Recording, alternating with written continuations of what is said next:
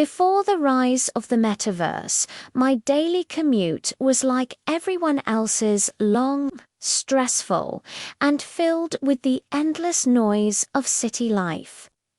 Every morning, I squeezed into crowded trains, checked my messages in half-sleep, and counted the minutes until I reached the office. It was routine, predictable, and dull. But everything changed when my company became one of the first to adopt a fully immersive virtual workplace inside the metaverse. At first, I was skeptical. How could a virtual space possibly replace the energy of real-life interaction?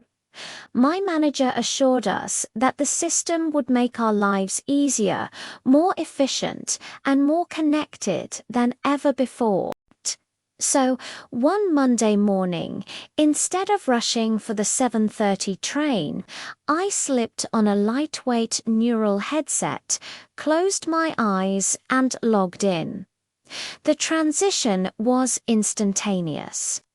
The world around me dissolved into light, and then reformed into a stunning digital city. Tall glass towers, floating walkways, and a skyline painted with virtual dawn. The air shimmered with soft blue hues as avatars of people from all over the world appeared around me. My commute now consisted of a short digital walk through the Metropolis Hub, a virtual transit center that connected every company workspace in the metaverse.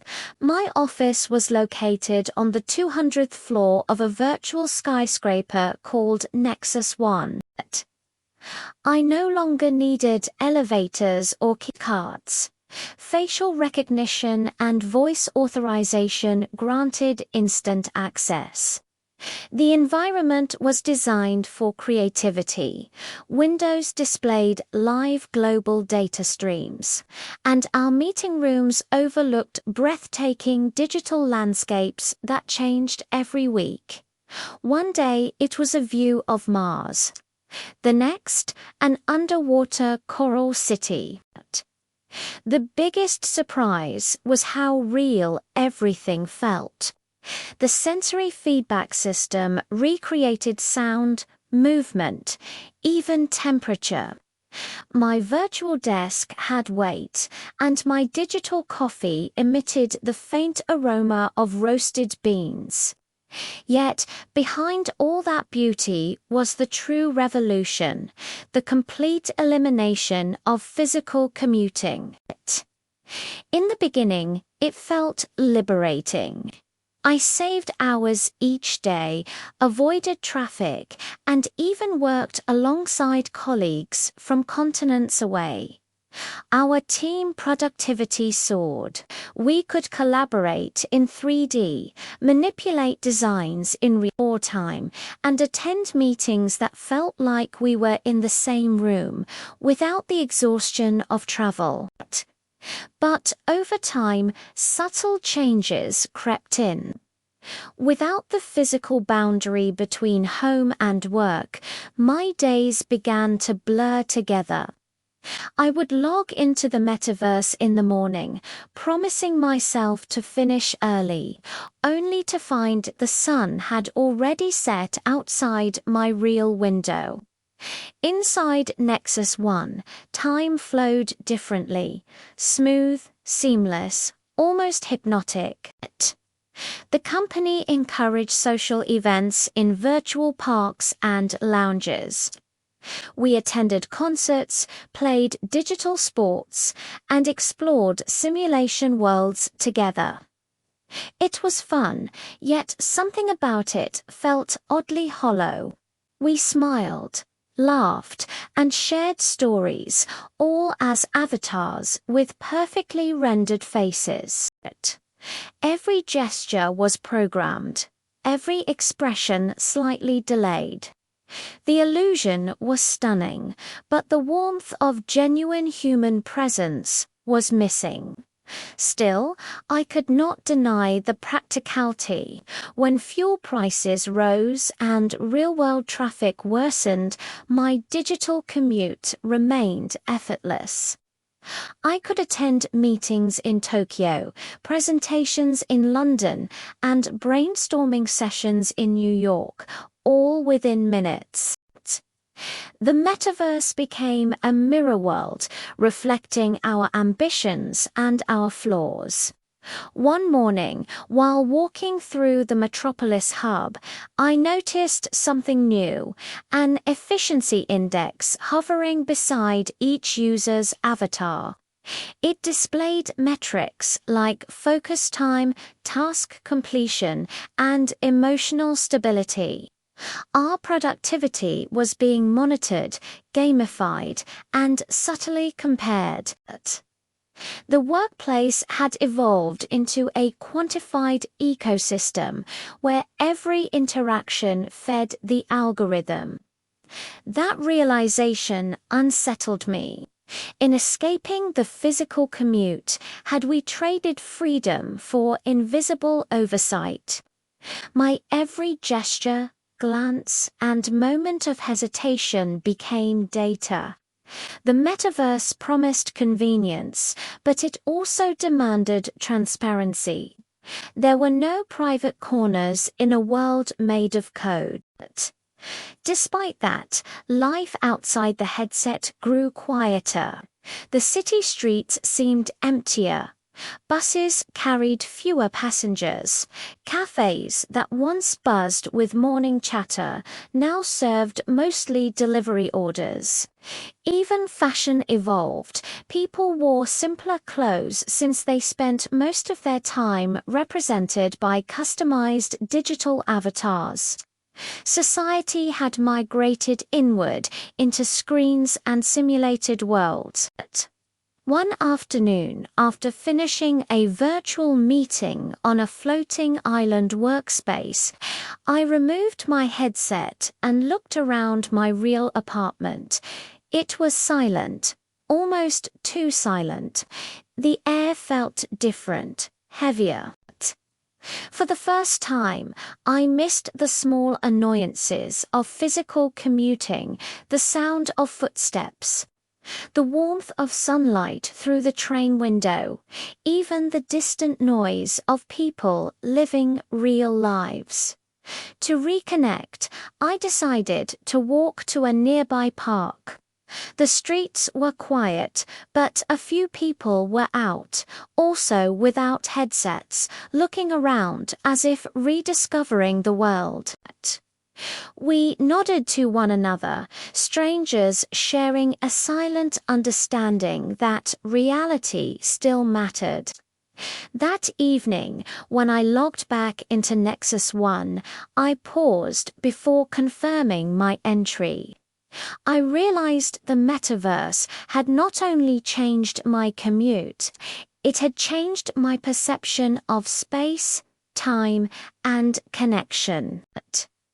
The world inside the headset was dazzling, limitless, and efficient, yet it made me value the imperfections of the physical world even more. Now, I choose to balance both. Some days I travel through the digital skyline of the metaverse, meeting colleagues in breathtaking simulated offices. Other days I take the long way, walking through the city, feeling the air and remembering that progress should enhance life, not replace it. The metaverse did not just redefine how I commute, it redefined what it means to arrive. It began as a quiet discovery in an ancient desert, where time seemed to have stopped thousands of years ago. A team of archaeologists equipped with the latest scanning drones and artificial intelligence analysis tools stumbled upon what they believed to be an ordinary excavation site. What they uncovered, however, would challenge everything humanity thought it knew about history, technology, and the evolution of intelligence itself. At first, it was just a fragment of metal, thin, rusted, and covered in dust. But beneath layers of corrosion lay a strange pattern, a series of evenly spaced etchings that resembled binary code, sequences of zeros and ones. The team's leader, Dr. Elena Marquez, dismissed it as coincidence until their artificial intelligence-assisted scanner confirmed something astonishing. The markings were mathematically structured, too precise to be random. The team had unearthed what could be the world's oldest form of digital communication, a code older than any computer, older even than electricity. The discovery site was located deep within the sands of southern Egypt, near the ruins of a forgotten civilization. Carbon dating placed the metal fragment at nearly 4,000 years old, centuries before the known development of binary systems by modern scientists. As the news spread through the scientific community, disbelief turned to fascination. How could an ancient civilization have created something that resembled the foundation of modern computing? The fragment, named the Keratin disk, was taken to a secure research facility. Under the microscope, researchers found microscopic grooves arranged in repeating sequences. When converted into digital format, the data produced a pattern, an algorithm that generated a geometric design, eerily similar to modern encryption keys. It was as if someone, thousands of years ago, had tried to encode a message using mathematical precision. Dr. Marquez's team began to decode the pattern. It took weeks of continuous work, assisted by powerful quantum simulation systems. Finally, they revealed what appeared to be a digital signal, a kind of ancient data structure. The more they analyzed it, the clearer it became. The Keratin disk was not a tool nor an ornament. It was a message. But from whom? Some theorized it was a lost technology from a forgotten civilization, perhaps a society that understood information in ways we were only beginning to grasp. Others believed it might have been a symbolic artifact, a philosophical representation of order and chaos. But when the encoded data was finally reconstructed into a visual form, what appeared on the screen stunned everyone in the lab. It was an image, or rather a diagram, showing a structure that looked remarkably like a circuit board. The intricate lines, nodes, and intersections mirrored the architecture of modern computing systems. Yet the artifact predated the first known circuit concepts by millennia. The implications were staggering. Was it possible that ancient people had discovered principles of digital logic long before our time?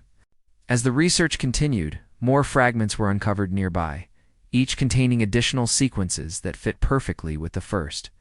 Together, they formed a complete data set, and digitally assembled, revealed a complete design of what seemed to be a computational device powered not by electricity, but by mechanical and magnetic principles. The ancient creators had somehow discovered how to store and transmit information using magnetized metals, the earliest form of digital storage known to humankind. The revelation sent shockwaves through the world. Historians rewrote chapters of technological evolution. Philosophers debated whether human progress was truly linear, or if knowledge was cyclical, discovered, lost, and rediscovered throughout time. Scientists around the world joined the investigation, using artificial intelligence to reconstruct the device in virtual simulations. To everyone's astonishment, it worked. The recreated machine could perform basic calculations using magnetic patterns, an ancient analog computer with a digital logic foundation. It was primitive, yet ingenious, a testament to how intelligence could emerge independently in different eras. But the mystery deepened when researchers found something hidden within the final sequence, a second layer of encryption. After decoding it, they uncovered what seemed to be a message, translated roughly as, "Knowledge is eternal. Those who understand patterns will find us again." The phrase sparked global debate. Was it merely symbolic, or had an ancient civilization intentionally left a message for future generations? The wording suggested awareness of time, as if its creators had foreseen the rise of modern technology. Soon, discussions arose about whether the Keratin civilization had connections beyond Earth. While many dismissed the idea as pseudoscience, others could not ignore the precision of the artifact. The level of mathematical sophistication required to produce binary-based encoding was far beyond what was believed possible in ancient times. Dr. Marquez remained cautious. "The greatest mistake," she said in an interview, "would be to assume they were like us. Perhaps they did not think in circuits or code, but in patterns, universal truths that naturally lead to digital logic." As more discoveries emerged, researchers realized the Keratin disk was not alone. Similar artifacts were found in distant parts of the world in South America, Mesopotamia, and even Southeast Asia. All shared the same mathematical signature. It was as if a global network of ancient knowledge had once existed, communicating through encoded symbols. In time, the team's findings were published and the world took notice. Schools began teaching the story of the world's oldest digital secret as a reminder that innovation is timeless. Technology, it seemed, was not just a product of modern intelligence. It was part of the deeper human quest to understand the universe through patterns, logic, and meaning. As I stood before the original keratin disc in the museum, its metallic surface reflecting the soft light, I felt a strange connection across time. Perhaps those ancient minds were not trying to impress the future. Perhaps they were simply speaking the universal language of order, the same one that modern computers use every second.